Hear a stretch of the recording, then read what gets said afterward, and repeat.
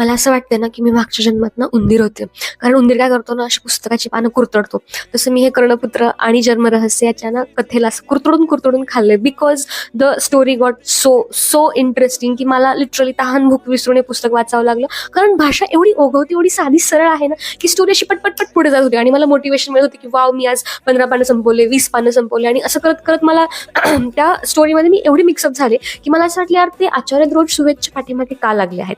धर्माक्षीला खरंच सुवेद आवडतो, पण ते सुवेदच्या पाठीमागे तो नलिनी नावाची पण पोरगी आहे. म्हणजे इथे पोरांना आमची एक पोरगी भेटत आहे आणि याला ज्याच्या पाठीमागे दोन दोन पोरी लागल्या. वा, पार्ट 1 एन्जॉय करतो ना, आपल्या सेकंड पार्ट पण खूप एक्सपेक्टेशन्स वाढलेले असतात. आणि मला असं वाटतं लेखक मनोज अंबिके यांनी त्या एक्सपेक्टेशनला एकदम खरे उतरलेले आहेत. इनफॅक्ट मी तर असं म्हणेन की पार्ट 2 मला तर पार्ट 1 पेक्षा मी जरा जास्तच एन्जॉय केलंय. सो जर तुम्हाला पार्ट 1 आवडला असेल ना, तर डोंट वेट. ओके, तुम्ही वाट बघू नका, पटकन हे दुसरं पुस्तक वाचून काढा. म्हणजे तिसऱ्या पुस्तकाची एकदम आपण आतुरतेने वाट पाहूया. सो वाचा, कसं वाटलं कळवा.